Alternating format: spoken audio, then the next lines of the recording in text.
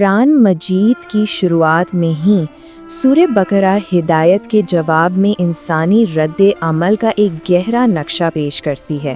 آئیے علامہ طباطبائی کی تفسیر المیزان کی روشنی میں ان ابتدائی آیات کو سمجھتے ہیں جو انسانوں کو 3 بالکل واضح گروہوں میں تقسیم کرتی ہیں۔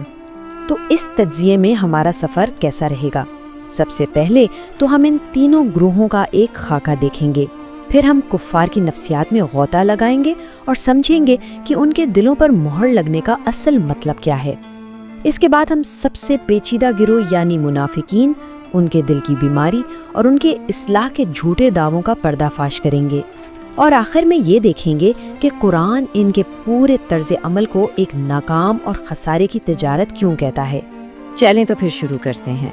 سورہ بقرہ الہی پیغام کے سامنے انسانوں کے 3 بنیادی رویوں کو واضح کرتی ہے، اور سچ پوچھیں تو یہیں سے پورے قرآن کو سمجھنے کی ایک بنیاد قائم ہوتی ہے۔ اچھا، تو یہ جو خاکہ ہے نا، یہ تصویر بالکل صاف کر دیتا ہے۔ ایک طرف متقین ہیں جن کے دل اور عمل میں کوئی فرق نہیں، دوسری طرف کفار جو کھلم کھلا حق کے مخالف ہیں، اور تیسرا گروہ منافقین کا ہے جو سب سے زیادہ پیچیدہ ہے، جن کے دل میں بیماری اور عمل میں دھوکہ ہے۔ المیزان کے مطابق ان تینوں کا جو انجام ہے وہ ان کی اپنی ہی قلبی کیفیت کا قدرتی نتیجہ ہے۔ تو اب آتے ہیں پہلے گروہ یعنی کفار کی طرف، اور ذرا گہرائی میں جا کر دیکھتے ہیں۔ قرآن ان کی ایک ایسی حالت بیان کرتا ہے جو صرف لا علمی نہیں بلکہ اس سے بہت آگے کی کوئی چیز ہے۔ یہاں ایک بہت ہی اہم بلکہ بنیادی نقطہ ہے۔ علامہ طباطبائی فرماتے ہیں کہ قرآن جس کفر کی بات کر رہا ہے وہ جہالت نہیں بلکہ جہود ہے۔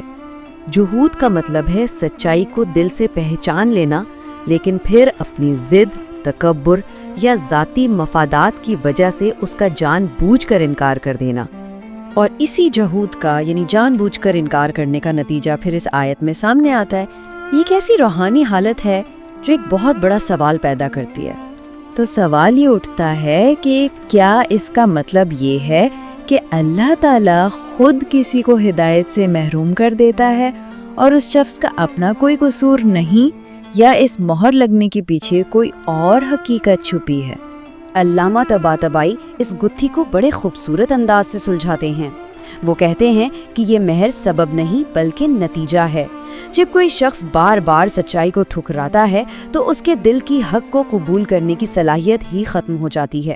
یہ بالکل ایسے ہے جیسے کوئی جان بوجھ کر اپنی آنکھیں مسلسل بند رکھے تو ایک وقت آئے گا کہ وہ دیکھنے کی صلاحیت ہی کھو دے گا۔ یہ اس کے اپنے عمل کا قدرتی نتیجہ ہے، کوئی زبردستی نہیں۔ اب ہم اس گروہ کی طرف آتے ہیں جس کے بارے میں قرآن سب سے زیادہ تفصیل سے بات کرتا ہے، یعنی منافقین۔ یہ وہ لوگ تھے جو ابتدائی اسلامی معاشرے کے لیے کھلے دشمن سے بھی زیادہ خطرناک تھے۔ ذرا سوچئے، قرآن ان کی کیفیت کو کفر نہیں بلکہ مرض کہتا ہے، یعنی بیماری۔ یہ کوئی عام بیماری نہیں، یہ روح کی بیماری ہے۔ جس طرح ایک بیمار جسم اپنے کام ٹھیک سے نہیں کر پاتا، اسی طرح ایک بیمار دل حق اور سچ کو قبول کرنے کی اپنی فطری صلاحیت کھو دیتا ہے۔ اور یہ بیماری بڑھتی کیسے ہے؟ المیزان کے مطابق یہ ایک پورا عمل ہے۔ ہوتا یہ ہے کہ ان کے دل میں شک کی بیماری پہلے سے ہوتی ہے، پھر جب وہ مسلمانوں کو دھوکہ دیتے ہیں اور فوری طور پر پکڑے نہیں جاتے تو وہ سمجھتے ہیں کہ ان کی چالاکی کامیاب ہو گئی۔ یہ دراصل اللہ کی طرف سے دی گئی ایک مہلت ہوتی ہے، لیکن وہ اسے اپنی کامیابی سمجھ کر اپنے نفاق میں اور پکے ہو جاتے ہیں۔ اس طرح اللہ ان کی بیماری کو مزید بڑھا دیتا ہے۔ ان کی بیماری کی جو علامات ہیں نا وہ بھی بڑی واضح ہیں۔ وہ جھوٹ بولتے ہیں جس سے معاشرے کا اعتماد ختم ہوتا ہے، وہ دھوکہ دینے کی کوشش کرتے ہیں، لیکن قرآن کہتا ہے کہ حقیقت میں وہ خود اپنے آپ کو ہی دھوکہ دے رہے ہیں، اور وہ ایمان والوں کا مذاق اڑاتے ہیں یہ سوچ کر کہ وہ بہت چالاک ہیں، جبکہ وہ ایک خوفناک انجام کی طرف بڑھ رہے ہوتے ہیں۔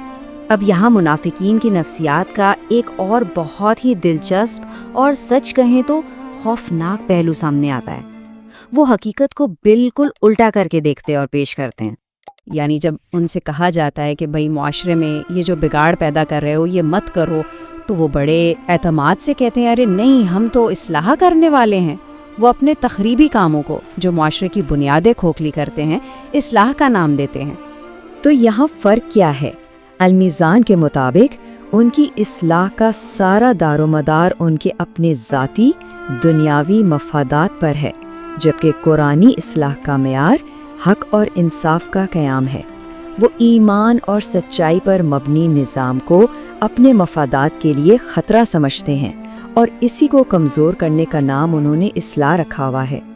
اور ان کے تکبر کی انتہا تو دیکھیں کہ جب ان سے کہا جاتا ہے کہ ان سچے لوگوں کی طرح ایمان لے آؤ تو جواب دیتے ہیں کیا ہم ان بے وقوفوں کی طرح ایمان لائیں؟ سچائی اور خلوص ان کی نظر میں بے وقوفی ہے، اور دھوکہ دہی اور چالاکی وہ ان کے نزدیک ذہانت ہے۔ لیکن قرآن یہیں پر پیمانہ بدل دیتا ہے۔ وہ واضح کرتا ہے کہ اصل صفیہ یعنی بے وقوف وہ نہیں بلکہ یہ خود ہیں۔ المیزان کے مطابق حقیقی بے وقوفی یہ ہے کہ کوئی شخص چند دن کی دنیا کے لیے اپنی ہمیشہ کی آخرت برباد کر دے۔ اور یہی بے وقوفی ہمیں اس حصے کے بالکل آخری اور سب سے طاقتور نقطے پر لے آتی ہے، ایک خسارے کے سودے کی مثال۔ قرآن کہتا ہے، اور یہ آیت منافقین کے پورے کردار کا نچوڑ ہے، کہ انہوں نے ایک تجارت کی، ایک سودا کیا، ایک ایسی تجارت جس میں انہوں نے سب سے قیمتی چیز دے کر سب سے بیکار چیز خرید لی۔ ذرا اس سودے کا تجزیہ تو کریں۔ انہوں نے قیمت کیا ادا کی؟ فطری ہدایت، ضمیر کا اطمینان اور دل کا سکون، اور اس کے بدلے میں انہیں ملا کیا؟ گمراہی، ہر وقت پکڑے جانے کا ڈر اور تھوڑا سا دنیاوی فائدہ۔ یہ تو ایک ایسا سودا ہے جس میں ہر طرف سے صرف اور صرف نقصان ہے، نہ کوئی منافع، نہ صحیح راستہ ملا۔ تو آخر میں المیزان کا یہ گہرا تجزیہ ہمیں صرف ان گروہوں کے بارے میں نہیں بتاتا، یہ دراصل ایک آئینہ ہمارے سامنے رکھ دیتا ہے۔ یہ آیات ایک سوال چھوڑ جاتی ہیں کہ زندگی کی اس عظیم تجارت میں ہمارے اپنے دل کا سودا کس چیز کے بدلے ہو رہا ہے؟ ہم کیا دے رہے ہیں اور بدلے میں کیا لے رہے ہیں؟